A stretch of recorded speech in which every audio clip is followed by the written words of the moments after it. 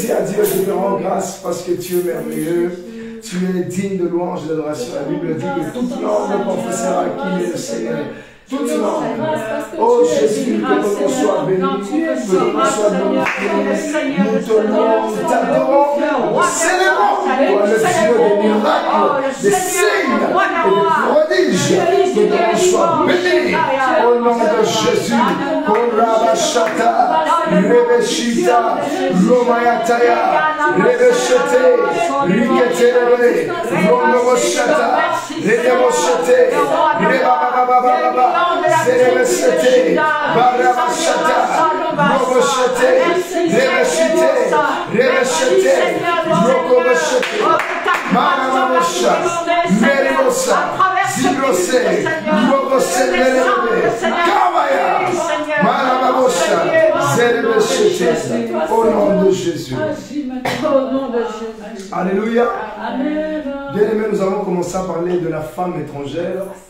Et j'ose croire que ce message va nous bénir encore aujourd'hui. Amen. Amen. Alors nous sommes dans les livres de Proverbes chapitre 5 et Proverbes 7 aussi. Donc nous allons prendre d'abord le Proverbe chapitre 7 avant de prendre le Proverbe chapitre 5.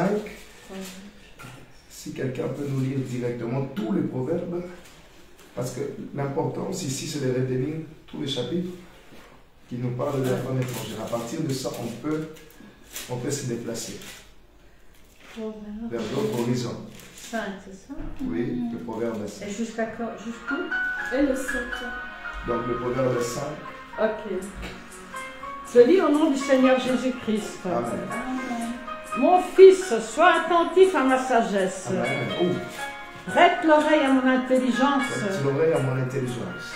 Afin que tu conserves la réflexion. Afin que tu conserves la réflexion. Et que tes lèvres gardent la connaissance. Et que tes lèvres gardent la connaissance. Car les lèvres de l'étrangère. Car les lèvres de l'étrangère distillent le miel. Elles distillent le miel. Et son palais est plus doux que l'huile. Mais à la fin, elle est amère, comme l'absinthe aiguë, comme un glaive à 2 tranchants. Aigu comme un glaive à 2 tranchants. Ses pieds descendent vers la mort. Elles descendent vers la mort. Et non, là il y a la mort, mais c'est vers la mort qu'elle descend, oui. C'est pas atteindre le séjour de mort. C'est pas atteindre le séjour de mort. Verset 6. Afin de ne pas considérer le chemin de la vie. Afin de ne pas considérer les chemins que Jésus nous a proposés. Elle est errante dans ses voies. Elle pousse les gens à devenir errants. Elle ne sait où elle va. Elle ne sait où elle va. Et maintenant, mes fils. Et maintenant, mes fils. Écoutez-moi. Écoutez-moi. Et ne vous écartez pas des paroles de ma bouche. Ne vous écartez même pas un peu, moi je dirais, même pas un peu de ce qui va sortir aujourd'hui. Que votre pensée soit concentrée. Verset 8.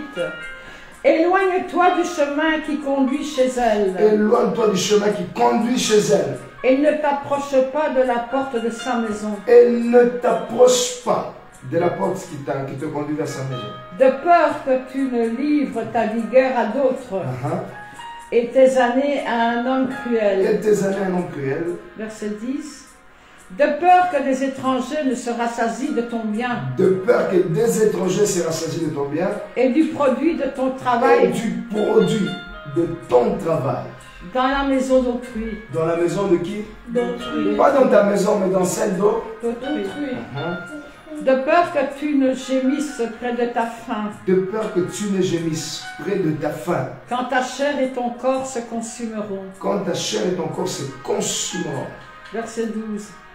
Et que tu ne dises, comment donc ai-je pu haïr la correction? Et comment mon cœur a-t-il dédaigné la réprimande?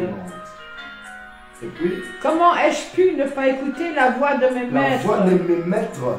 De ne pas prêter l'oreille à ceux qui m'instruisaient. De ne pas prêter l'oreille. C'est ça le problème. Amen. On peut s'arrêter là. De ne pas prêter l'oreille à ceux qui m'instruisaient. Le problème actuellement avec l'Église et avec le corps du Christ, c'est que le diable combat très souvent l'entendement, l'écoute. Le diable combat actuellement l'écoute. Et comment il combat l'écoute? Voilà. Donc, excusez-moi, je reçois un appel. Je vais mettre ça, je vais couper l'appel parce que je suis en plein culte. Il a coupé le. Amen. Donc, je disais que le diable combat actuellement l'écoute et l'entendement parce qu'il sait que c'est à travers ce qu'on entend et ce qu'on écoute. C'est ce qui nous donne la force et le courage de persévérer et de continuer.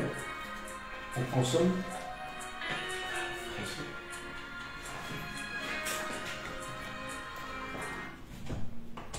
Mon Dieu. En plein culte. Oui, nous sommes en plein culte. Hein? Est-il possible de nous appeler plus tard? Que Dieu vous bénisse.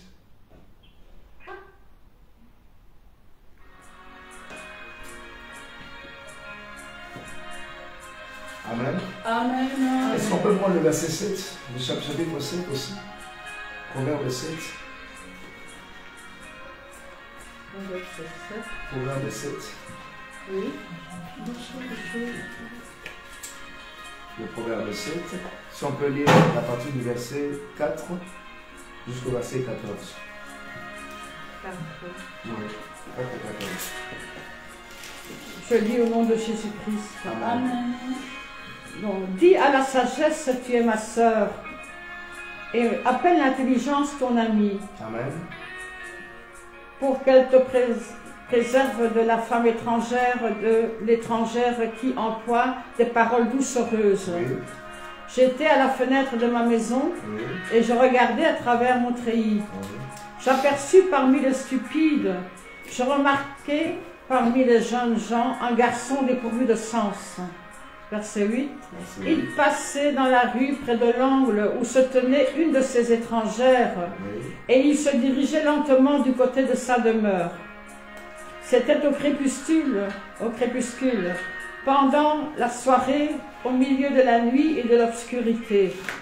Verset 10. Et voici, il fut abordé par une femme ayant la mise d'une prostituée et la ruse dans le cœur. Elle était bruyante et rétive. Ses pieds ne restaient point dans sa maison. Merci. Amen. Ses pieds ne restaient point où? Dans sa maison. Bien aimé, on a parlé la semaine passée sur la femme étrangère, la femme prostituée. Nous avons dit que on sait reconnaître quelqu'un qui est sur l'emprise de la femme prostituée lorsqu'on ne voit pas la stabilité dans la vie de cette personne. Quand cette personne n'est pas stable, elle peut sortir comme ça pour un rien, sans avoir des objectifs ou des faits. Alors là, on sait reconnaître que à travers ce genre de comportement-là, c'est le comportement de l'esprit de la prostituée ou de la femme étrangère. Amen. Amen. Le Proverbe 5 nous dit ceci: ses pieds descendent vers la mort, c'est pas atteindre ce jour de mort, afin de ne pas considérer le chemin de la vie. Elle est errante dans ses voies, elle ne sait où elle va. J'ai parlé récemment avec une soeur qui m'a appelé au téléphone. Cette soeur m'appelle, elle me dit: homme de Dieu, j'ai pris la résolution. Moi je me disais que ce qu'elle allait sortir de sa bouche, ça allait me fortifier. Elle me dit: j'ai pris la résolution de ne plus me faire baptiser. J'ai dit: oh, mais pourquoi? Pourquoi tu prends cette résolution ferme de ne pas te faire baptiser? Elle me dit: c'est parce que j'ai remarqué tout simplement que tu avais invité quelqu'un et cette personne que tu avais invité, je le connaissais et je n'étais pas fier que cette personne puisse venir et ça m'a déplu. Alors voilà pourquoi j'ai pris la résolution de ne pas me faire baptiser, parce que je connais la vie de ce monsieur-là et ça m'a fait du mal. J'ai compris tout directement que le problème avec cette personne, c'est que les esprits qui sont derrière elle, qui la combattent, ce sont des esprits qui ne veulent pas considérer les chemins de la vie. Parce que le baptême, c'est le chemin qui nous conduit directement vers notre nouvelle nature. C'est le chemin de la vie. Alléluia. Amen. Donc le diable réclame beaucoup de gens. Tu peux prendre une décision pour commencer quelque chose de bien avec Jésus-Christ, pour faire un premier pas, mais cet esprit s'interpose pour que tu ne puisses pas atteindre la dimension qu'il faut ou saisir la grâce que Dieu a déjà tracée et déjà mis devant ton chemin. Voilà pourquoi aujourd'hui, dans le nom de Jésus-Christ, nous levons notre main droite et nous déclarons, nous proclamons que nous renversons, nous détruisons les pensées, les stratégies de la femme étrangère au nom de Jésus, au nom puissant de Jésus. Au nom de Jésus. Verset 7 nous dit: et maintenant mes fils, écoutez-moi et ne vous écartez pas de mes paroles, les paroles de ma bouche. Éloigne-toi du chemin qui conduit chez elle. Premier point. Éloigne-toi du chemin qui conduit chez elle. Alléluia. Amen. J'aimerais dire aussi à une personne aujourd'hui: éloigne-toi du chemin qui conduit chez elle. La première pensée que l'on a avant de se déplacer pour aller vers un autre lieu, vers un lieu où on a pour objectif d'y aller, on réfléchit d'abord comment est-ce qu'on va se diriger. Si, par exemple, on doit aller à Allemagne, maman Josepha va dire: je vais prendre le métro, je vais descendre à Bécante, je vais changer Bécante pour aller à Stockholm. Donc, on réfléchit par rapport à la trajectoire, à l'itinéraire. On réfléchit par rapport à ça. Alors, le roi Salomon nous dit aussi ici, et l'Esprit de Dieu nous dit, avant d'aller vers le lieu où vous voulez partir, réfléchissez. Ne rentrez pas rapidement dans un couple, dans une relation, vous risquerez de mourir et de périr. Il y a toujours le temps de réflexion. Alléluia. Amen. Il y a toujours le temps de réflexion. Ne négligez jamais ce temps de réflexion. La réflexion est un trésor que Dieu a donné à tout enfant de Dieu. Si ta réflexion est atteinte, si ta réflexion est touchée, si aujourd'hui tu sens que tu n'arrives plus à réfléchir, parce qu'il y a des gens qui me disent parfois: je n'arrive pas à réfléchir. J'aimerais te dire que c'est un problème de dire que tu n'arrives pas à réfléchir, parce que si tu n'arrives pas à réfléchir, c'est que tu es en danger permanent. Voilà pourquoi aujourd'hui j'aimerais dire à une personne que la réflexion doit être pour toi un indice qui doit te permettre d'aller, alléluia, à bon port. Ne néglige pas ça, la réflexion. Ne néglige pas ta réflexion, réfléchis. Aujourd'hui, c'est une prière, c'est une prédication prophétique, parce qu'en même temps, je suis en train de parler, en même temps, on va commencer à déclarer. Amen. Amen. Déclare au nom puissant de Jésus que ton intelligence est renouvelée. Mon intelligence est renouvelée. Que ta réflexion est renouvelée. Ma réflexion est renouvelée. Dis à la femme étrangère. Je te dis, femme étrangère. Je te vois venir. Je te vois venir. Parce que je suis vivant. Parce que je suis vivant. Et mes yeux sont ouverts. Et mes yeux sont ouverts. Je veux t'arrêter. Je veux t'arrêter. Je veux te stopper. Je veux te stopper. Et je stoppe ton parcours vers moi. Je stoppe ton parcours. Au nom de Jésus. Au nom de Jésus. Au nom de Jésus. Au nom de Jésus. Et maintenant, mes fils, écoutez-moi. Et ne vous écartez pas de mes paroles, les paroles de ma bouche. Éloigne-toi du chemin qui conduit chez elle. Tu connais son chemin. Tu connais. Éloigne-toi. C'est prophétique. Éloigne-toi du chemin qui conduit chez elle. Le chez elle, là, je vais représenter ça en plusieurs parties. Premièrement, c'est cette catégorie de personnes qui veulent rentrer dans le mariage appelé le mariage coutumier. Il y a des gens, ils veulent tellement se marier, ils veulent tellement, mais il faut réfléchir. Parce que le mariage, ce n'est pas mauvais. Le mariage, c'est bien. Mais il faut réfléchir. Alléluia. Alors, ce chemin, c'est le chemin du mariage. Premier chemin. Deuxièmement, chez elle, c'est aussi le lieu où il y a la dévastation et il y a la destruction. Mais au nom d'un certain sentiment, au nom d'une certaine émotion que l'on a, on ne voit pas la destruction qui est devant nous, on ne voit pas la destruction qui se présente devant nous. Alors qu'est-ce que nous faisons? Nous nous dirigeons là-bas. Alléluia.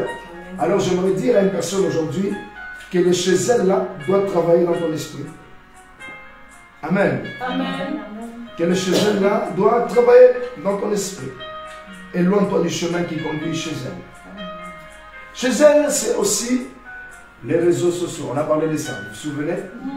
En plus, aujourd'hui, j'ai vu l'homme de Dieu Gracien a partagé la vidéo d'un pasteur, un ancien pasteur que je suivais en 2010. Quand il s'est converti, là, le pasteur Jonas Lukunku, qui a fait le grand témoignage, qui a édifié le corps du Christ, il révèle les choses sataniques, les choses qui sont passées dans le monde des ténèbres. Il parlait des 10 commandements, le diable et Satan. Tu as suivi, hein? Il disait parmi ces 10 commandements, le diable a dit qu'il faut que les chrétiens soient connectés aux ondes de la télévision. N'est-ce pas? Et on avait parlé des ondes aussi, on avait dit que le diable sait comment utiliser l'esprit. Tout enfant de Dieu qui a été racheté à travers le sang de l'agneau, qui sont passés par le sang, par les eaux du baptême, sont sortis du système, du contrôle satanique. Mais maintenant, comme le diable a perdu ces contrôles-là, il s'est dit, pour que je puisse rétablir un contrôle avec eux, un contact, je dois rentrer dans ce qui est spirituel. Je dois rentrer dans les ondes, les paramètres des ondes. Voilà pourquoi on appelle les princes de l'air. Parce que les ondes, ça passe dans les airs. Il est le prince de la puissance de l'air. Et la puissance de l'air a établi sur cette terre ici des ondes compliquées qui font à ce que la pensée de l'homme soit captive. Captif à quoi? À ce qu'on te transmet comme message. Voilà pourquoi certaines personnes peuvent rester sur les réseaux sociaux. Ils sont là. Au début, ça commençait avec un verset, ça commençait avec un discours d'un pasteur, et puis tu n'arrives pas à comprendre comment tu sors du discours d'un pasteur, tu commences à regarder des choses inutiles, tu rentres dans des débats inutiles, tu suis des films inutiles, des choses qui n'ont pas de sens, qui n'ont pas de cœur, ton esprit pollue jusqu'à ce que toi-même, ta conscience, ton âme est touchée, et tu commences à commettre des choses impures. Donc, ils ont tracé un chemin. Ils ont fait quelque chose pour que toi, tu sois au contrôle, que ton esprit soit contrôlé, que ton âme soit contrôlée jusqu'à ce que tu puisses perdre la grâce, l'onction qui était sur toi. Alors Dieu m'a dit de dire à une personne de t'éloigner de chez elle, de son chemin, du chemin qui conduit chez elle. Alléluia. Éloigne-toi du chemin qui conduit chez elle. Je les appelle aujourd'hui, ne se cache pas Jézabel aujourd'hui est dans les réseaux. Je le dis clairement. Jézabel est dans les réseaux. C'est à travers les réseaux qu'on scandalise les serviteurs de Dieu. C'est à travers les réseaux sociaux qu'on est en train d'exposer.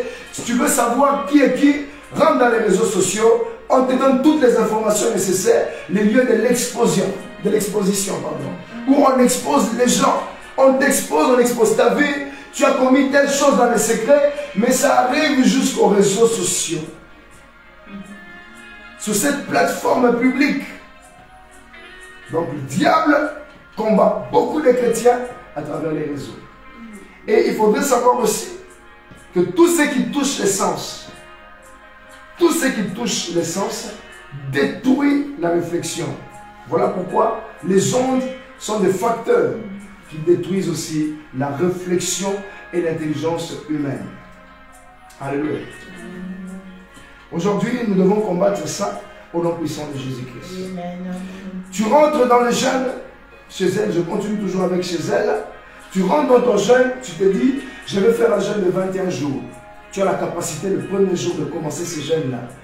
Mais au 5e jour, tu n'arrives plus à faire le jeûne. Ou bien tu as faim, ou bien tu commences à changer le modèle de ton jeûne. Toi qui avais dit que tu allais faire un jeûne où tu vas manger des légumes, mais à un certain temps, tu changes au 5e jour le modèle de ton jeûne. Pourquoi? Parce que ton esprit a déjà été touché, a déjà été atteint.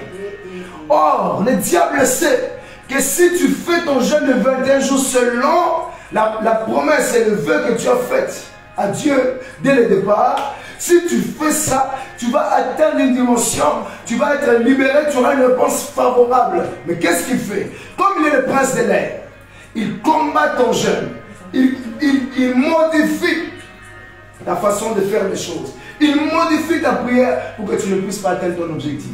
Voilà pourquoi la Bible dit, dans le Proverbe 5, à partir du verset 6, on dit, afin de ne pas considérer le chemin de la vie. Alléluia. Afin de ne pas considérer le chemin de la vie, elle est errante dans ses voies, elle ne sait où elle va. Donc toi, tu devais aller quelque part, mais elle vient avec ses pensées pour que tu ne considères pas le chemin de la vie. Mais c'est quoi le chemin de la vie? Le chemin où tu as dit, tu vas faire 21 jours pour avoir une réponse, mais toi, tu deviens errant dans ce que tu fais. Tu changes de position, tu changes de caractère, tu changes de stratégie, et tu te retrouves perdu. Et ton jeûne n'est pas réussi. Alléluia. Amen. Alors, c'est quoi le vrai jeûne? Le livre d'Ésaïe nous donne plusieurs critères sur le vrai jeûne, mais il y a des jeûnes que moi j'appelle des jeûnes qui viennent de notre esprit selon le vœu que nous avons fait à Dieu. Lorsque nous respectons ça, Dieu nous donne la capacité, Dieu nous donne une réponse et il nous fait du bien. Mais la femme étrangère combat les jeûnes. Il combat les jeûnes que nous faisons. Énormément de gens n'ont pas su avoir de réponse. Il y a des gens qui se mentent en eux-mêmes. 40 jours de jeûne, je regarde comment je maigris. Mais je peux te dire que dans ces 40 jours de jeûne-là, ce n'est que peut-être 3-4 jours que tu as reçu la dose, la portion d'huile. Mais le reste, c'était une grève de faim. Même si tu pries et que tu dis que tu t'es senti faible et que tu as senti je ne sais quoi, c'était la grève de faim. Parce que tout jeûne a un résultat qui change et qui bouleverse le temps. Voilà pourquoi le Seigneur Jésus, lorsqu'il est rentré en jeûne pendant 40 jours, après son jeûne de 40 jours, il a bouleversé le monde. Il a été roi d'une huile appelée l'onction royale. Cette onction lui a permis de conquérir le territoire. L'onction du Seigneur est sur moi et m'a oint pour annoncer la bonne nouvelle aux pauvres, pour libérer les captifs, les opprimés, les prisonniers, pour guérir, annoncer une année nouvelle. Donc l'onction, lorsqu'on rentre en jeûne, l'onction nous donne toujours la capacité de dégager, de déclencher une atmosphère de saison.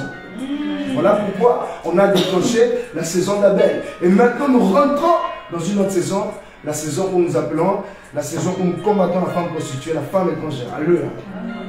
Donc, aller chez elle, vous savez, c'est où chez elle? C'est là où il y a la destruction de la réflexion. C'est le chemin qui détruit notre réflexion. Il y a des amis aussi, tu vas chez elle, chez cette amie-là, qu'est-ce que tu fais? Vous commencez à marcher, vous parlez de tout et de rien. Vous parlez de tout et de rien et votre onction est en train de diminuer. Ne savez-vous pas que le fait de parler sur des choses inutiles diminue l'onction? C'est pour le livre de Timothée chapitre 6. 2 Timothée chapitre 6 nous dit que le fait de parler sous la fausse science, plus tu parles sous la fausse science, plus ton onction diminue. Clair et net, ton onction diminue.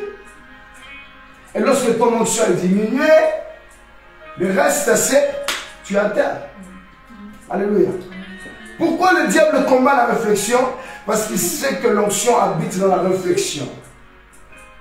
Pourquoi le diable combat la réflexion? Parce qu'il sait que l'onction habite dans l'esprit. L'onction est dans la réflexion. Une personne qui réfléchit, une personne qui se met, qui sait réfléchir sur les choses à venir, pas réfléchir avec les choses du monde, mais réfléchir avec la pensée du Christ, est une personne qui est capable de déclencher l'atmosphère, est une personne qui est capable de faire des miracles, tout part à travers la réflexion. La réflexion est le lieu du trésor. La Bible dit qu'il y a beaucoup de trésors sur la tête des justes. Or, ces trésors qui sont sur la tête des justes, c'est dans la réflexion. Et c'est dans cette réflexion que se trouve aussi l'onction. Alléluia. C'est là que se trouve l'onction. Et c'est comme ça aussi que tu sais méditer la parole, parce que tu sais réfléchir selon l'onction qui t'enseigne toutes choses. Mais le diable combat la réflexion. Mais dans le nom de Jésus, nous sommes vainqueurs aujourd'hui. La parole de Dieu dit ceci: de peur que tu ne livres ta vigueur à d'autres et tes années à un homme cruel. Alors, de peur que tu ne livres ta vigueur à d'autres et tes années à un homme cruel. C'est quoi la vigueur? La vigueur, c'est tout simplement l'énergie que nous avons, la force que nous avons qui nous permet de créer une activité ou d'entrer dans une activité et de faire sortir l'extraordinaire que nous avons dans cette activité-là. Donc c'est ça la vigueur, la force que tu as. Tu as une force qui te permet de soutenir les choses. C'est la vigueur. La vigueur, ce n'est pas seulement la force physique, non. La vigueur, c'est aussi la capacité d'avoir une force de réflexion qui te permet de soutenir des situations compliquées. Dans une société veut faire faillite, mais toi, tu as la vigueur. Ta vigueur à toi permet à ce que cette société-là ne fait pas faillite. Et cette société aille de l'avant, c'est ça la vigueur. Alléluia. Amen. Alors, la parole de Dieu nous dit ceci. Et maintenant, mes fils, écoutez-moi, et ne vous écartez pas de la parole de ma bouche. Éloigne-toi du chemin qui conduit chez elle et ne t'approche pas de la porte de sa maison. Ne t'approche pas de la porte qui te ramène vers sa maison, de peur que tu ne livres ta vigueur à d'autres et tes années à un homme cruel. Tu rentres dans un mariage. Dans ces mariages-là, moi je dis très souvent, Christ en nous l'espérance de la gloire. Ce n'est plus moi qui vis, mais c'est Christ qui vit en moi. Amen. Mais tu rentres dans ces mariages-là, ce n'est plus Christ qui vit en toi, mais tu vis pour les membres de cette famille-là. Ce n'est plus Christ qui vit en toi, mais tu deviens esclave d'une famille. Pas d'une famille, d'une tribu. Parce que chez nous, quand on voit famille, ça va encore à 8 personnes. Quand on voit clan, il y a encore une personne. Mais tu rentres, tu deviens esclave d'une tribu. Qui t'a envoyé là-bas? Tu rentres, tu commences à travailler pour une tribu. Donc tu donnes ta vigueur. Au lieu que toi tu puisses bénéficier de la bénédiction de ta vigueur, au lieu que toi tu puisses bénéficier de force, des fruits de tes forces, tu ne bénéficies pas de ça, mais c'est ta famille. C'est la belle famille qui commence à bénéficier de ça. C'est la belle famille qui prend tout ce que toi tu as. Tout. Donc tu travailles pour eux. Tu deviens esclave. Alors que la Bible dit, dans le livre de Galates chapitre 4, que nous ne sommes pas enfants de l'esclave, mais nous sommes enfants de la femme libre. C'est la femme libre, c'est Jérusalem céleste. Mais qui t'a envoyé là-bas? Tu préfères entrer là-bas et tu deviens esclave. Alléluia. Faites attention. Deuxième chose, comment on devient esclave? C'est lorsque tu rentres maintenant dans cette maison où on t'a interdit de rentrer et tu perds ta vigueur, ou bien tu te mets en contact avec un mauvais contact. Ce mauvais contact est capable de détruire ta vie ou même de transmettre dans ton corps un esprit qui sera difficile de chasser. Un démon qui sera difficile de chasser. Pourquoi il sera difficile de chasser? Parce que tu as été d'abord premièrement têtu. Deuxièmement, Dieu t'a interdit, tu es parti. Troisièmement, le Seigneur tourne le dos contre toi parce que tu es allé là-bas. Et même si tu pries comment, tant que le dos du Seigneur est déjà tourné, on peut chasser, ça ne va pas partir. Voilà pourquoi il y a des esprits qui sont dans les corps de certaines personnes, qui tourmentent les vies des gens, et ça fait des années, ça fait des mois, ça fait des années, des mois, des semaines, et ces esprits sont là, on essaye de chasser ces esprits ne partent pas. Pourquoi ils ne partent pas, ces esprits-là? Parce que la têtutesse, l'incrédulité, la désobéissance a fait rentrer des hommes cruels. On les appelle des hommes cruels. C'est-à-dire que, de peur que tu donnes ta vie à un homme cruel. Ah, on a parlé de la femme prostituée, de la femme étrangère, mais là nous parlons de l'homme cruel. La Bible nous révèle qu'il y a aussi des esprits masculins. Pas que féminin, mais masculin. Tu donnes ta vie à un homme cruel, très jaloux dans ton corps. Il ne veut pas que tu te maries. Il ne veut pas que tu aies la victoire. Il ne veut pas que tu t'en sortes. Il préfère que tu sois indépendant, soit indépendant. Parce que si tu deviens dépendant de la cruauté, la jalousie va faire à ce que cet esprit commence à te combattre. Alléluia. Il et elle a tué beaucoup. L'homme cruel. Il a tué beaucoup. Il y a des gens qui sont morts dans leur sommeil.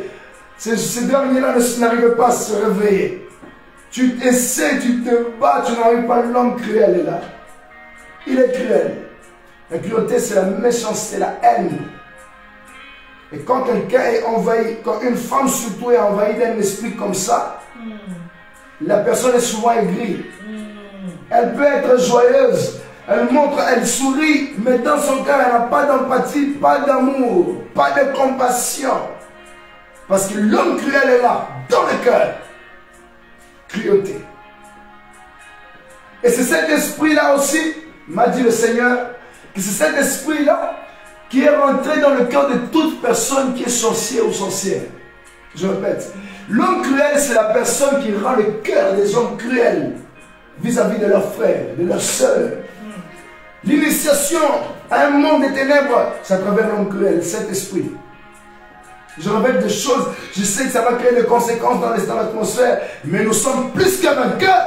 Dans le nom de Jésus, nous élevons la croix au nom puissant de Jésus. C'est cet esprit-là qui a rendu le cœur de beaucoup aussi cruel. Où vous voyez des enfants sorciers qui n'ont pas d'empathie. Vous voyez des filles qui sont dans la sorcellerie, mais qui sourient avec vous, mais dans leur cœur, la cruauté, la haine, la méchanceté. Alléluia. Amen. L'homme cruel existe. Alors, cet homme cruel-là n'est pas seulement dans la vie des serviteurs de Dieu, mais cet homme cruel est aussi dans les réseaux sociaux. Il est aussi dans les réseaux sociaux. Quel est le but de l'homme cruel? Comment il travaille? Proverbe 5, verset 7, verset 8, 9 nous dit ceci. De peur que tu ne livres ta vigueur à d'autres et tes années à un homme cruel, de peur que des étrangers ne se rassasient de son bien. Donc la première chose, l'homme cruel vient voler les années. On ne dit pas que l'homme cruel vient voler les mois, les semaines, non. L'homme cruel vient voler les années. De peur que tu ne livres ta vigueur à d'autres et que tu ne livres tes années à un homme cruel. C'est des années qui volent. Regarde, ça fait combien d'années que tu es combattu? Il y a des gens comme ça. Des gens comme ça qui sont combattus pas après des mois et des mois, mais après des années. Des combats terribles. Des réclamations terribles. Parce qu'il y a un homme cruel qui est là. Il s'appelle Marie. Et quand tu le chasses, il crie, il dit, c'est ma propriété, c'est ma maison, c'est ma femme. Je l'ai mariée. Tu l'as mariée où? Quand elle était petite, c'est moi qui ai fait ça. Parfois, quand je dis que ce sont l'homme qui travaille avec des sorciers, et vous entendez un oncle parler, une tante parler des choses qui existent et qui sont réelles. L'esprit de l'homme cruel. Il est là. Il combat. Il crée des réclamations de combat terribles. Mais il y a une personne qui est dans le ciel. Lui, c'est l'homme bon. Il est l'homme de victoire. Il est l'homme des cas compliqués. Lorsqu'il descend, quelle que soit la taille de cet homme-là, il fléchit les genoux et il part. Et il part. Je déclare au nom de Jésus que le ciel parle. Kalabaya. Au nom de Jésus. Que l'homme de Jésus descende dans ton combat. Lis l'homme cruel. Détruis l'homme cruel. Menace l'homme cruel. Au nom de Jésus. Rabashata. Emayataya baba. Emayataya baba. Robashekata. Korabasha. Au nom de Jésus. Il y a un homme appelé Jésus. 3 fois nous disons Jésus, nous crions le nom de Jésus avec force. Crie Jésus, encore, Jésus, encore, Jésus. Descends dans ton combat. Tu as trop pleuré à cause de l'homme cruel. Il a volé tes années. Mais maintenant, le Seigneur Jésus doit te donner la victoire. Rabat, Rebesha, Korobosoto, Rabat, nom de Jésus. Au nom de Jésus. De peur que tu ne livres ta vigueur à d'autres et tes années à un homme cruel. De peur que des étrangers ne se rassasient de ton bien. 4e point. De peur que des étrangers ne se rassasient de ton bien. Quand l'homme cruel est là, les étrangers se rassasient aussi de ton bien. On dit le bien là, que ces étrangers sont en train de se rassasier, t'appartient. Voilà pourquoi Jésus-Christ nous parle aussi. Il nous dit, le voleur ne vient. Je vais changer en disant ceci. L'homme cruel ne vient que pour voler, pour dérober, pour détruire. Voilà ce qu'il fait. Amen. Il détruit quoi? Il vole quoi? Nos vies, nos destinées. Amen. Et pas seulement ça, même ton onction. Pourquoi? Je vais vous dire quelque chose, je vais vous révéler quelque chose. Le diable n'a plus accès à la source d'onction. Alors, comme il est le voleur, et qui c'est l'homme vieux, c'est le vieil homme, le diable. Il est vieux. Dans son être, il est vieux. Même s'il prend l'apparence d'un ange, d'un ange de lumière, il est le ténèbre, il est vieux, comme le vieil homme. Il est vieux. Voilà pourquoi on l'appelle le vieil homme. Il est vieux dans son corps. Il est bizarre.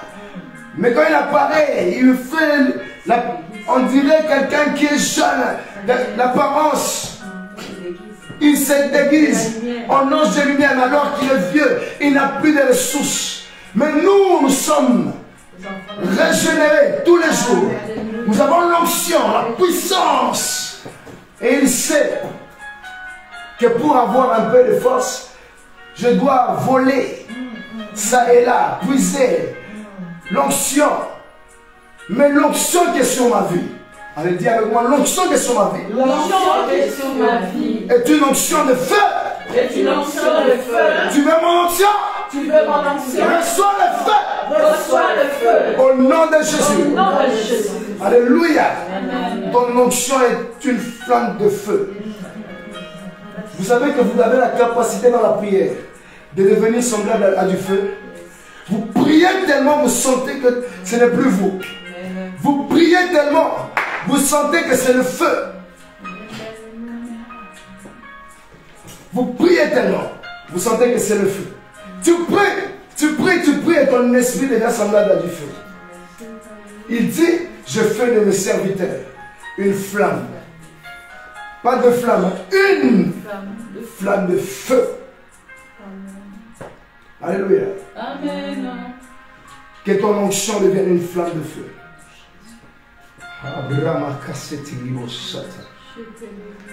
Ravasanto Robrega. Bramada Sega Broche.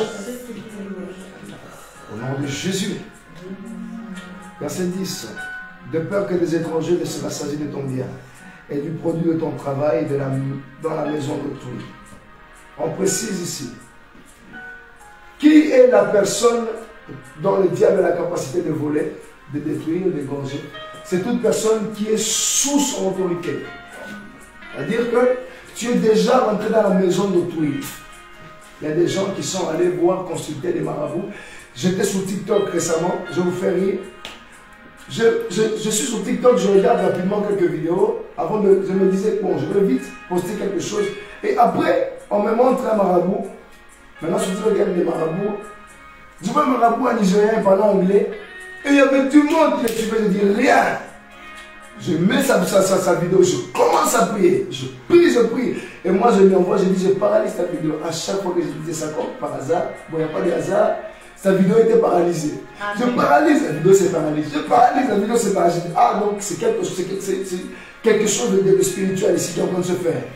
Je paralyse, et les gens commencent à me dire, mais monsieur, parle, laisse-nous tranquille. Hey, vous êtes tellement dans la maison d'autrui, vous ne vous rendez même pas compte que c'est pour votre destruction. Vous êtes tellement borné, rempli de... Vous êtes perdu dans les pensées et c'est pour votre destruction. Je commence à paralyser cette vidéo. J'ai même pris une capture d'écran. Mais bizarrement, quand j'ai pris la capture d'écran, ça s'est disparu de mon téléphone. Même ça. Même ces preuves-là, vous me volez ça. Vous volez la preuve. Et je prie. Il avait 200 quelque chose, il descendait à 34 vues. Alléluia. Amen. Ça, c'est la maison d'autrui. Vous allez consulter les marabouts, des voyants. Tu es rentré dans la maison d'autrui. Qui t'a envoyé là-bas? Tu n'as pas réfléchi avant de partir. Qui t'a envoyé là-bas? La folie. Elle est errante. Souvenez-vous de la femme étrangère. Elle est errante. Elle nous pousse à aller là où on ne veut pas partir. Elle est femme, mais elle a son mari. Et son mari, c'est l'homme cruel. Elle te conduit vers le lieu de la destruction. Et cet homme cruel, c'est Lucifer lui-même. C'est le diable. C'est lui, l'homme cruel. Mais Jésus a dépouillé ses œuvres. Et j'ai été mandaté par le ciel pour détruire tes œuvres, Satan. Alléluia. J'ai été mandaté pour détruire les œuvres de Satan et de son armée. Dieu est puissant et je le crois. Jésus est vivant et je le sens. De peur que tu ne livres ta vigueur à d'autres et tes années à l'homme cruel, de peur que les étrangers ne se rassasient de ton bien et du produit de ton travail dans la maison d'autrui. De peur que tu ne gémisses près de ta faim. Donc, c'est-à-dire, lorsque tu as fait alliance par mégarde, quand tu as fait alliance sans réfléchir, ou tu es rentré dans un mariage, il y a des mariages où il y a des... Moi, je ne condamne jamais certains divorces. Parce qu'il y a des mariages qui n'étaient pas la volonté de Dieu. Il y a des divorces où Dieu lui-même est rentré pour te délivrer de l'homme cruel. Où l'homme est sorti, Dieu enlève cet homme d'une femme qui avait un esprit terrible dans son corps. D'une femme qui avait un esprit terrible dans son âme. Ou d'un homme qui avait un esprit terrible. Dieu te délivre. Alors accepte cette délivrance. Il y a des délivrances comme ça qu'on appelle les divorces. La délivrance veut dire divorcer, en notre terme. Délivrance veut dire divorcer, séparation entre toi et un esprit. C'est ça le mot délivrance. Quand Dieu crée un divorce, ne regrette pas ce divorce-là. C'est pour ton bien. Il y a des gens qui vont mourir. Écoutez, si tu t'es marié avec un élu, je parle à un sorcier. Si tu es marié avec un élu et que tu me suis sur les réseaux sociaux, j'aimerais te dire, si tu ne te réponds pas, c'est toi qui vas mourir et elle va divorcer. Elle sera libérée. Lui, il sera délivré. Il sera délivré. Il sera délivré de qui? De cet homme cruel. De ce cœur qui est déjà transformé. Délivré pour que tu puisses recevoir la restauration et la libération. Parce que c'est du vœu du Seigneur que ton cœur prospère comme l'état de ton âme. Amen. Alléluia. Amen. De peur que tu ne livres ta vigueur à d'autres et des années à un homme cruel, de peur que les étrangers s'en s'agissent de ton bien et du produit de ton travail dans la maison d'autrui. De peur que tu ne gémisses près de ta faim, quand ta chair et ton corps se consumeront. Il y a des gens, qui ont eu le cancer, le VIH, des maladies compliquées là, à cause des couples, des tensions, couples. Et là maintenant ta chair est en train de se consumer, c'est près de sa fin, tu sens ta fin proche venir. Ta fin est en train d'arriver, tu la sens. Tu la sens. Tu marches en route, tu sens que tu tombes. Tu marches en route, tu sens que ta vie est foutue. Tu réfléchis tellement trop que l'AVC te surprend. Parce que tu as été en alliance avec un homme cruel. C'est vrai que nous tous, nous allons mourir un jour, mais pas de cette manière. Nous allons mourir à un temps convenable. Mais ne meurs pas parce que l'homme cruel veut que tu puisses mourir. Il a détruit d'abord ta vigueur. Après avoir détruit ta vigueur, il détruit maintenant ton corps. Et on peut voir que ton corps est abîmé. On peut voir que ton intérieur est détruit. Pardon. On se voit que ton intérieur est détruit. Et ça crée quoi? Des maladies compliquées. Et là, même si vous allez voir des docteurs, vous allez voir des pasteurs pour prier pour vous. Les pasteurs ne peuvent pas parce que Dieu a déjà tourné son dos. Il a tourné son dos. Et regardez maintenant le chant ou les cantiques de ces personnes qui vivent ce genre de situation. Regardez la cantique, ils disent ceci. De peur que tu ne gémisses près de ta faim, quand ta chair et ton corps se consumeront, et que tu ne dises comment donc ai-je pu haïr la correction. N'arrive pas à ce stade-là, n'arrivons pas à ce stade-là au nom de Jésus. Où te dit comment donc ai-je pu haïr la correction. Pourquoi mes oreilles? Qu'est-ce que j'ai fait que tu commences à regretter? Pourquoi j'ai haï la correction? Pourquoi j'ai cru que quand on me reprenait, c'était pour mon mal? Pourquoi quand on me disait de ne pas faire ça, je critiquais, j'insultais telle ou telle personne? Mais pourquoi?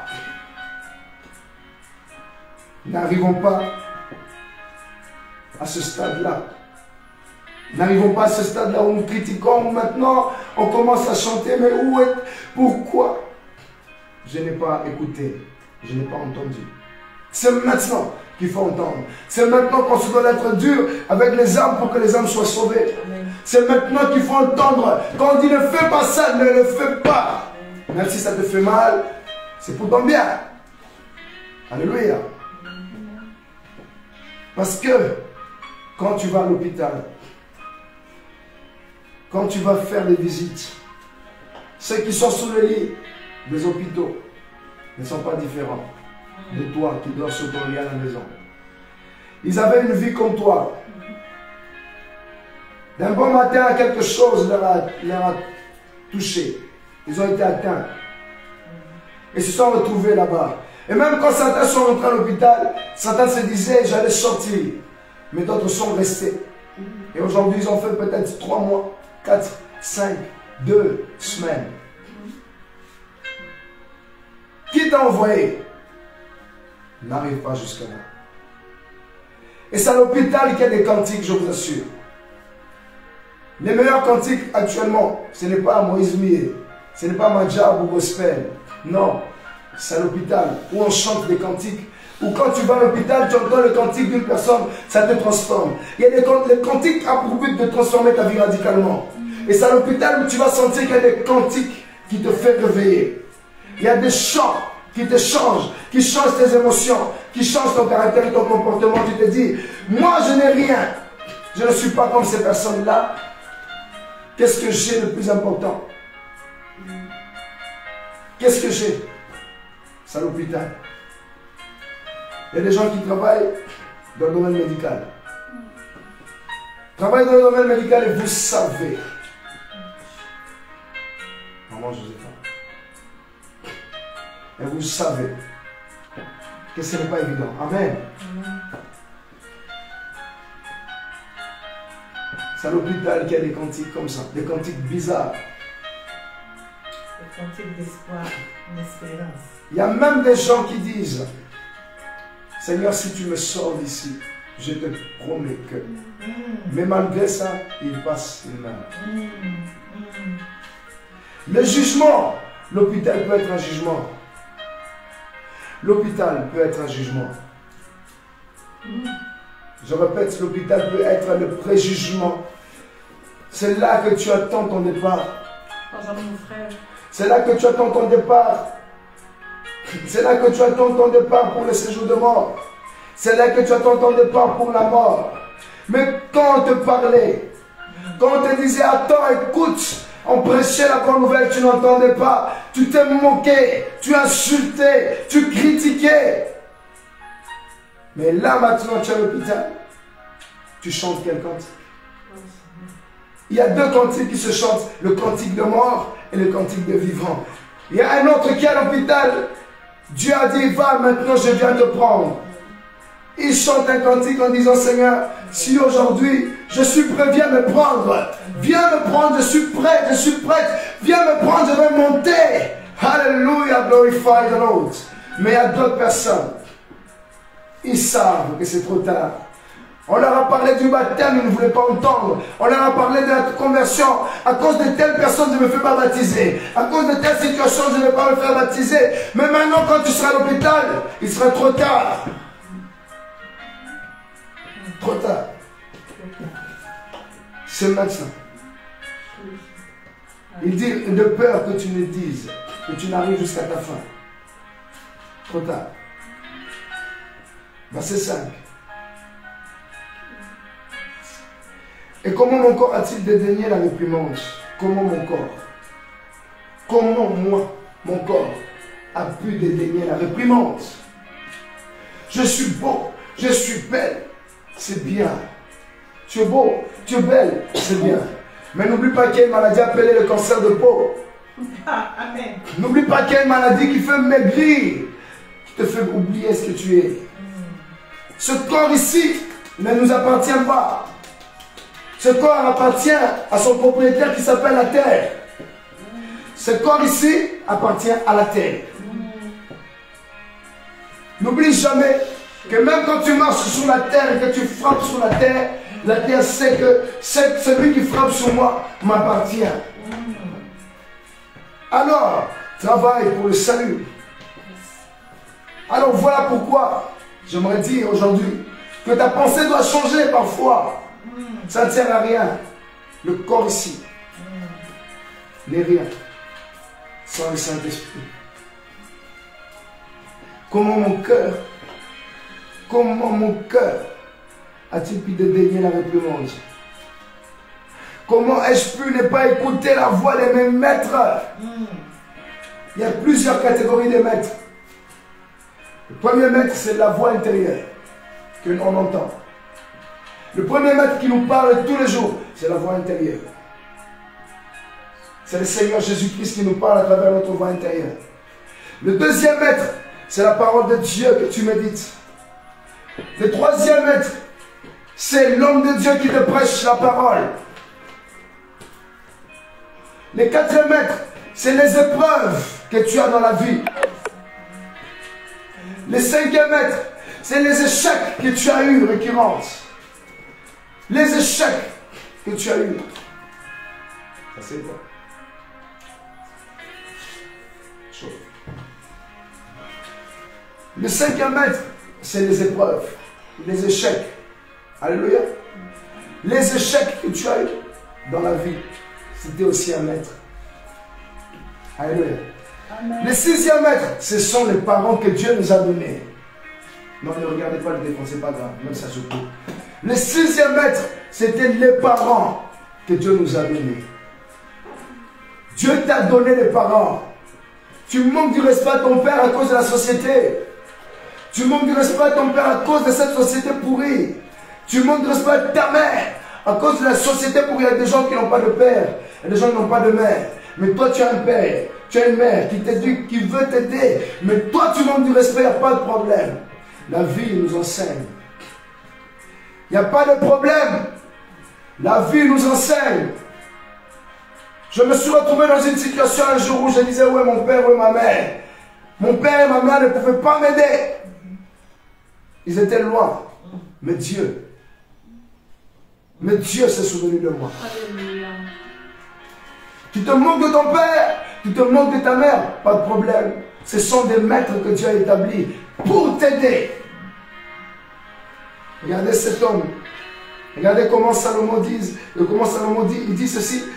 Comment ai-je pu ne pas écouter la voix de mes maîtres? Quel regret dans son exclamation. Elle s'exclame, mais en même temps elle regrette. Un regret total. Mais quel regret? Comment ai-je pu?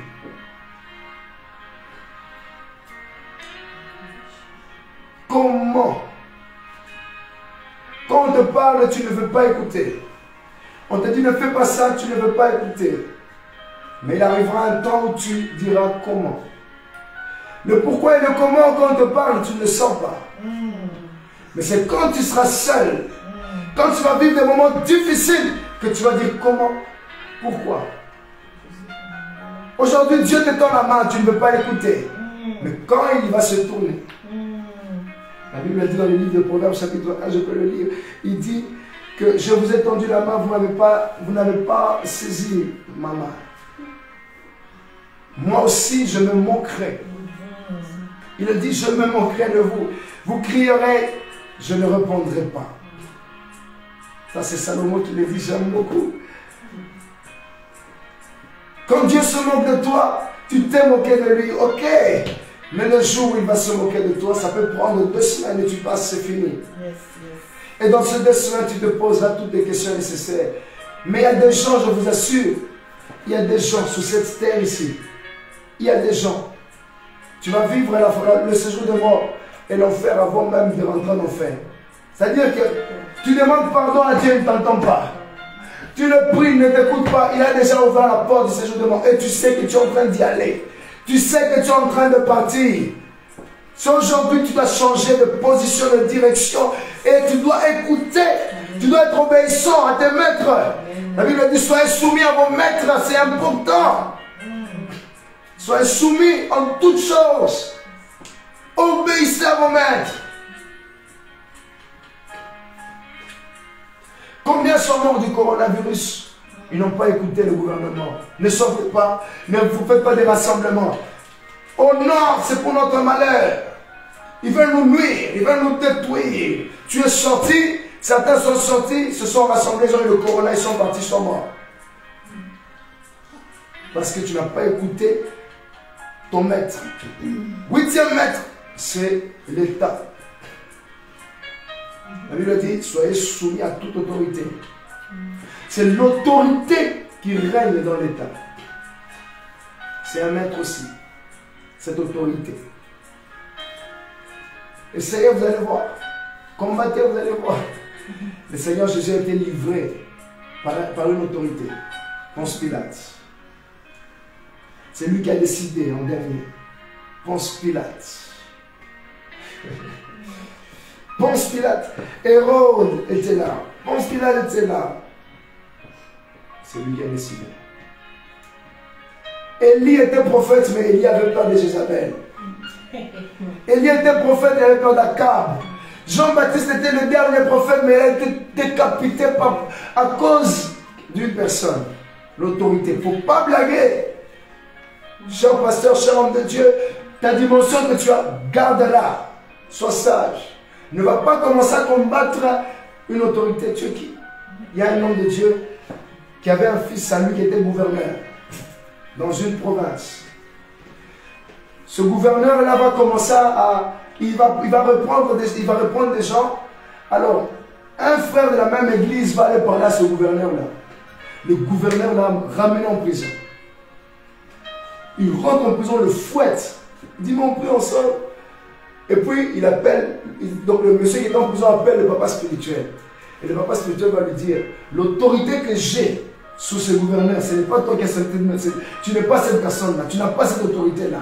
L'autorité que j'ai sous ce gouverneur n'est pas la même autorité que toi tu as sur lui. Tu n'as pas le droit d'aller lui parler. Lui qui est gouverneur d'une province, qui est ton gouverneur, mais il va te fouetter, il va te ramener en prison, il va te montrer de quoi il est capable. Ecclésiaste dit, toute autorité est soumise à une autorité, et celle-là aussi une autre autorité, et celle qui est notre autorité a aussi une autorité. Autorité sur autorité jusqu'à ce qu'on arrive à Jésus-Christ, autorité suprême. Amen. Comment ai-je pu ne pas écouter la voix de mes maîtres? ce soir, j'aimerais que, cet après-midi, j'aimerais vraiment que Dieu commence à restaurer ton cœur. Ne pas prêter à l'oreille à ceux qui m'instruisaient. L'oreille. Je venais de dire au début, n'est pas, c'est avec ça qu'on a commencé. On a dit, le diable passe par les oreilles pour déstabiliser. Comment donc je n'ai même pas prêté l'oreille. Il y a des gens, je vous assure, qui se disent, est-ce qu'on m'avait parlé de Jésus? Quand est-ce qu'on m'a parlé de Jésus? Et elle est à l'hôpital. Elle sait qu'on lui a parlé de Jésus, maintenant elle commence à réfléchir. Mais comment est-ce que je n'avais pas prêté l'oreille? Comment est-ce que, quand il me parlait de Jésus, puis j'ai dit c'est la folie, comment est-ce que je n'ai même pas entendu ce qu'il voulait me dire? Pourquoi? La femme prostituée a joué son rôle. La femme étrangère. Comment donc je n'ai pas pu prêter? Amen. Amen. Il y a des gens qui viennent à l'église, ils s'assoient dans un banc, au lieu d'écouter le message, ils sortent et se posent la question sur quoi on a prêché. Je n'ai pas retenu les messages. Sur quoi on a prêché, on parle de la femme étrangère, on parle d'Abel. Sur quoi on a prêché sur les dons mérités. Les dons immérités, on parle de la femme étrangère. Toi, tu es sur les dons immérités. Mais quand le problème va arriver, tu vas dire, mais comment je n'ai pas pu? Comment je n'ai pas pu? On parle de la femme étrangère, on est dans l'homme cruel, mais toi tu es sur les dons immérités. Tu penses à la sœur Emeka, c'est sur ce qu'elle a péché. Ah bon? Merci. Amen. Peu s'en est fallu que je n'ai éprouvé tous les malheurs au milieu du peuple et de l'assemblée. Peu s'en est fallu que je n'ai éprouvé tous les malheurs au milieu du peuple et de toute l'assemblée. Amen. Amen. Voilà, nous reprenons le verset 5, chapitre 5, verset 1 jusqu'à 3. La Bible dit, je répète maintenant, mon fils, sois attentif à ma sagesse. Prête l'oreille à mon intelligence, afin que tu conserves la réflexion et que tes lèvres gardent la connaissance. Car les lèvres de l'étrangère distillent le miel et son palais est plus doux que l'huile. Verset 2. Afin que tu conserves la réflexion et que tes lèvres gardent la connaissance. Que tes lèvres gardent la connaissance. Il y a des gens, on marche avec cette personne-là, on sait reconnaître qu'une personne a perdu la connaissance à travers les paroles vaines qu'elle sort. Les paroles de folie. Elle est capable de détruire un foyer. Elle détruit un couple en 1 minute. Parce que les lèvres n'ont pas gardé la connaissance. Amen. Des fois, il y a des gens, je peux être chez moi à la maison, on me dit, telle et telle, avec telle personne, je ne me sens pas bien. Dans mon cœur, je prie. Parce qu'elle est capable en quelques secondes de te détruire. Non, c'est vrai. Elle te détruit comme ça, mais tu n'es pas bien.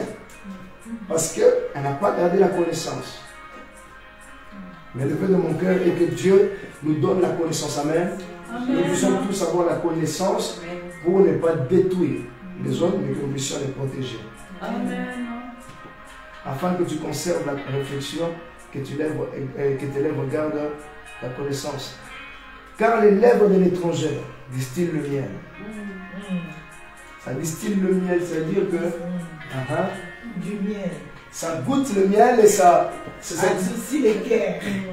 Donc quand ça te parle, c'est comme Paul dit, l'apôtre Paul dit, je ne vous ai pas posé avec des discours persuasifs. Pourquoi il dit ça à Corinthe? Parce que les Corinthiens, ceux qui vivaient à Corinthe, c'était des érudits, des gens, quand ils te parlent ici, tu te dis, waouh, il a étudié, waouh, il est intelligent, waouh, ça distille le miel. Ça te fait tellement du bien que tu es parti aussi. Je vais taire, mais il y a une personne qui a dit récemment, je ne sais pas comment je me suis retrouvé avec cet homme-là, mais je n'arrive pas à comprendre comment on a mis les vidéos sur les réseaux, mais je ne sais pas, il me parlait tellement bien, il te parlait bien. Il te parlait bien, tu es parti. Parce que c'est l'œuvre du style. C'est le miel. On aime le miel, n'est-ce pas? Parce que le miel, ça guérit, n'est-ce pas? Donc ça peut te parler avec des paroles qui peuvent te guérir aussi. Ça guérit le poison, ça. Donc il te parle, hein, il te fait comprendre que c'est lui qui vient pour guérir ton cœur. Et dans ton cœur, tu es tellement sûr que c'est cette personne-là. Parce que ça guérit les cœurs. On t'avait empoisonné dans le passé. C'était le poison, ton précédent. C'était un poison. Il rentre dans ton jeu. Il te parle du poison pour te détruire. Le miel. Mais ce miel-là est un miel amer. Car les lèvres de l'étranger distillent le miel et son palais est plus doux que l'huile. Mais à la fin, oh mon Dieu, j'aime beaucoup Salomon. Et j'aime beaucoup Dieu. Et je l'aime énormément. Écoutez, mais, le mais intervient. Quand il y a un mais là, c'est qu'on fait le français, conjonction de coordination, ça, non? Mais, à la fin, elle est amère comme l'absinthe. Vous savez c'est quoi l'absinthe? L'absinthe, c'est un parfum. En fait, c'est une plante verte qu'on utilise pour faire le parfum. Et ces parfums sont bons, mais c'est très amer. C'est aigre, ça peut tuer. On peut même prendre l'absinthe pour faire le poison. On dit, mais à la fin, elle est amère comme l'absinthe, donc la plante. Aiguë comme un glaive de tranchant. Au début, c'était bien, il était doux. Maintenant, il devient aigu, à deux tranchants, deux faces. Tu viens avec une personne, tu te dis, mais c'est comme si tu viens avec deux personnes dans une maison. Le matin, elle te sourit, après, bipolaire. Elle devient bipolaire. Des gens bipolaires, comme ça. Deux tranchants. Mais même quand on est bipolaire, c'est possible d'être transformé. Parce que Jésus est capable. Ses pieds descendent vers la mort. Ses pieds descendent vers la mort. Elle ne va pas te diriger vers elle. Il y a une personne que j'aimais beaucoup. Cette personne priait énormément. Quand je regardais cette personne, je me disais, cette personne va aller très loin. Mais elle a choisi simplement de se marier avec la mauvaise personne.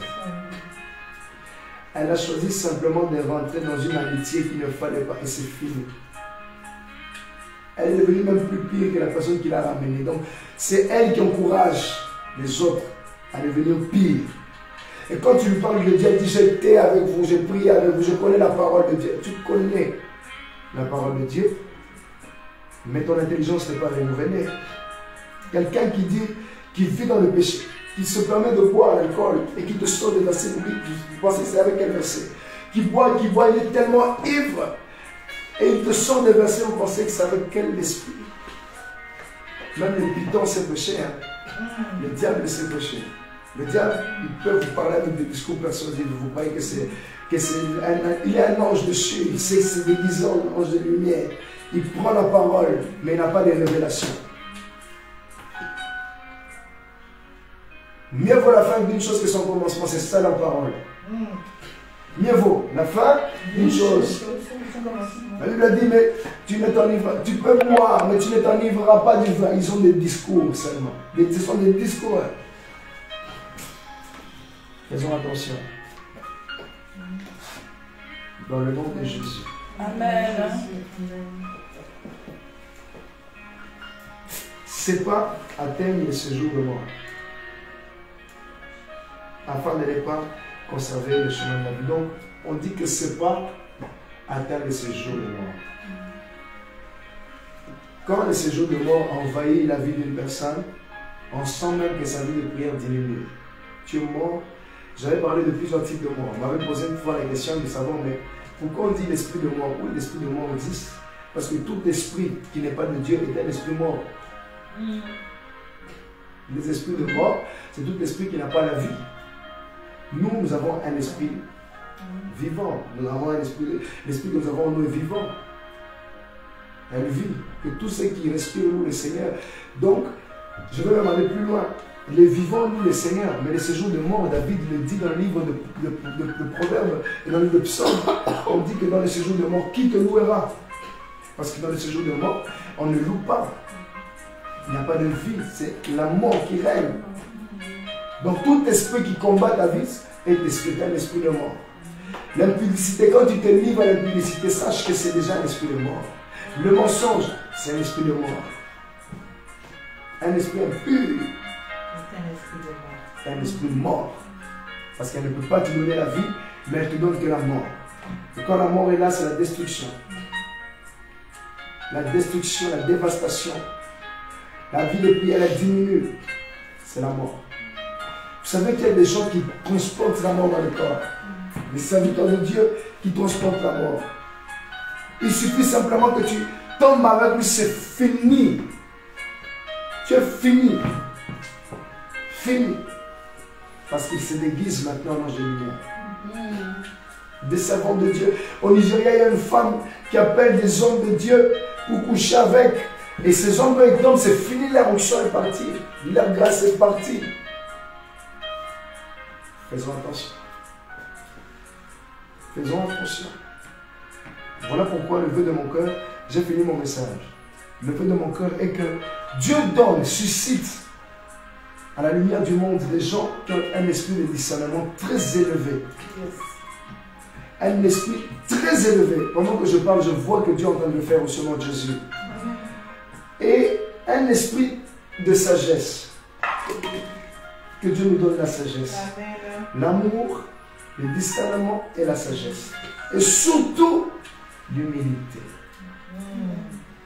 Surtout l'humilité. Vous serez étonnés à des gens qui sont calmes, mais qui sont capables de faire des exploits. Il y a des gens qui sont calmes, mais qui connaissent, qui ont la connaissance.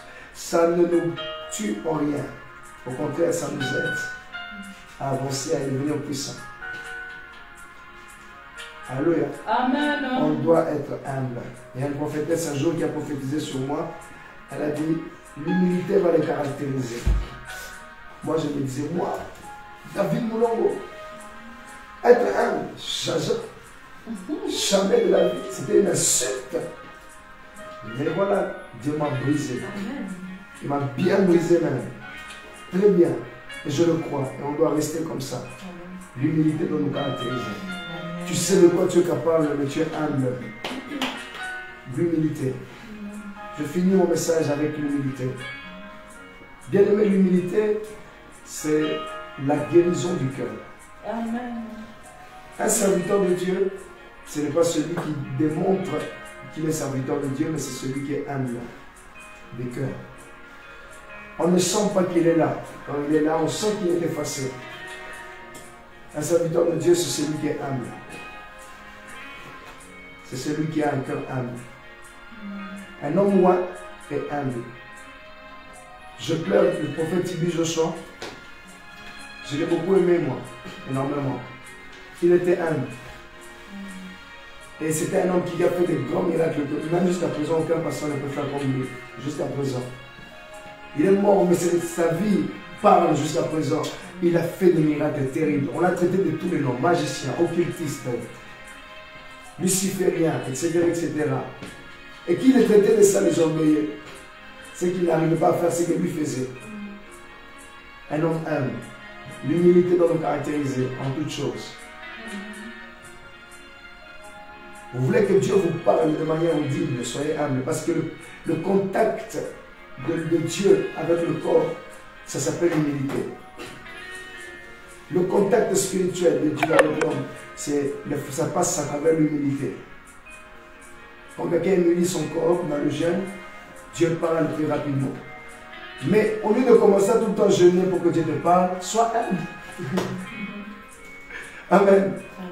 Au lieu qu'on commence à jeûner tout le temps, soyons humbles. Il y a un homme de Dieu un jour qui m'a dit, David, tu vois pourquoi moi je suis là? Je me demandais, mais comment tu fais? Tu ne pries pas, tu ne vas pas prier, mais quand il commence à faire les choses, la gloire descend. Il ne prie pas, mais il se lève seulement, boum, boum, boum, mais tu as prié où? L'humilité avait caractérisé. Alléluia. Sa réflexion, il travaillait, il parlait avec Dieu. On les traitait de tous les noms, mais lui, il ne priait pas. C'est l'humilité qui précède la gloire. L'humilité, c'est le dernier point qui nous fait précéder dans la gloire. Tu vas aller voir le Seigneur, sois humble. Tous les jours, quand tu es humble, tu marches humblement, tu sais que tu n'es rien, ça te précède la gloire. Je remercie le Seigneur que j'ai marché avec un homme de Dieu qui était très humble, un homme de Dieu sage, qui était très humble et sage. Il m'a beaucoup aidé. Il m'a aidé. Il était très humble et très sage. Et aujourd'hui, je le dis clairement, je remercie le Seigneur Jésus pour la vie de cette personne. J'en ai vu les orgueilleux. J'en ai vu des intouchables, des fachis. Des fachis. Je ne dis pas, je ne parle pas contre le président de la République, non. Quand je parle du président ici, je veux dire que ce sont des gens qui se prennent, qui pensent que ce sont les rois, le président, alors que même le président Félix est humble. Amen. Donc je parle des gens qui se prennent pour les rois, les dieux. Amen.